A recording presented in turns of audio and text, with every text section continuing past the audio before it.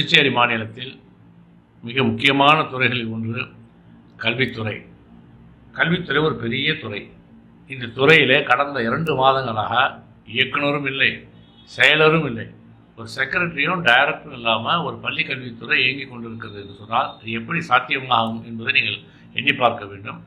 இது எல்லாமே additional charge கொண்டு போய் கொடுத்துருக்காங்க. அதில் லிங்க் ஹையர் எஜுகேஷன் டைரக்டர் அவர்கிட்ட கொடுத்துருக்காங்க. அவர் என்னென்னா அவர் அந்த வேலையை அவரால் பார்க்க முடியல.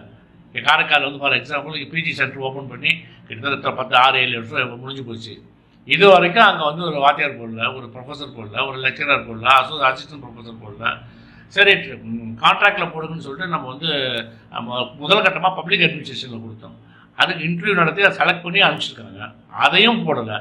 இப்போ எந்த விதமான ஒரு முன்னேற்றம் இல்லாமல் உயர்கல்வித்துறை இருக்குது. இப்போ அவர்கிட்ட போய் இப்போ கொடுத்துருக்குறீங்க. என்ன கொடுத்துருக்குறீங்க?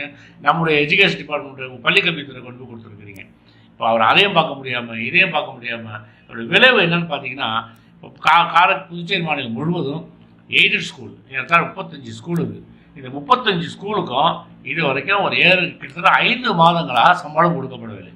ஒரு 5 மாதம் சம்பளம் இல்லாமல் எப்படி ஆசிரியர்களால் அந்த குடும்பத்தை நடத்த முடியும் என்பதை பார்க்க வேண்டும். பல முறை அமைச்சர் அவர்களுக்கு சொல்லியிருக்கிறார்கள், முதலமைச்சரும் சொல்லியிருக்கிறார்கள். அவர்கள் சொல்லியும் இதுவரை நடைபெறவில்லை என்று சொன்னால் அங்கே பணிபுரிய அரசு ஊழியர்கள் சம்பளம் இல்லாமல் இருக்க முடியுமா?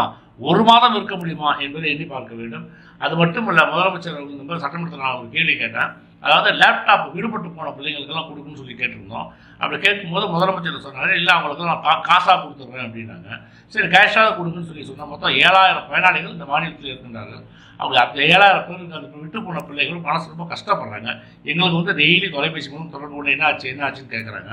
அப்போ நான் சட்டமன்றத்தில் பேசும்போது முதலமைச்சர் துணைநிலை ஒப்புதல் அனுப்பியிருக்கிறோம், அது கிடைத்து விட்டது, எனவே உடனே வழங்கப்படும் என்று அறிவித்தார்கள். ஆனால் இப்பொழுது என்ன கேள்விப்படுறேன்னு கேட்டிங்கன்னா, அந்த 7000 பேர் கொடுக்குறதுக்கு புதுசாக காசு கொடுக்குறேன்னு சொன்னாங்க. அதுக்கு மேலே பணமாக கொடுக்குறேன்னு சொன்னதை விட்டுட்டு இப்போ டெண்டர் கால்ஃபர் பண்ணியிருக்கிறதா சொல்கிறாங்க. இது மாதிரி ஒரு குழப்பம் தொடர்ந்து போயிட்டுருக்கு. இதெல்லாம் வந்து ஒரு சரியான முறை அல்ல. மக்கள் இப்போ மாணவர்கள் ரொம்ப பாதிக்கப்படுறாங்க. இது ஒரு பக்கம். இப்போ புக்ஸு இப்போ சிபிஎஸ்சி சிலபஸ் ஆரம்பிச்சிருக்காங்க இல்லையா? அப்போ பார்த்தீங்கன்னா புக்ஸு கொடுக்கணும். 5ஆவதுக்கும் 8ஆவதுக்கும் ஒரு புக்கு கூட வரல. பல வகுப்பில் பல புத்தகங்கள் வரல. இன்றைக்கி அதே மாதிரி ஒரு சூழ்நிலை. யூனிஃபார்ம் பொறுத்தவரைக்கும் ஹையர் செகண்டரிக்கு ஒரு ஆள் கூட இவங்க யூனிஃபார்ம் கொடுக்கல. இப்போ நம்ம குவார்டர்லி எக்ஸாமை நோக்கி நம்ம போயிட்டு இருக்கக்கூடிய இந்த காலகட்டத்தில் இதெல்லாம் இல்லாத ஒரு சூழ்நிலை இருக்குது.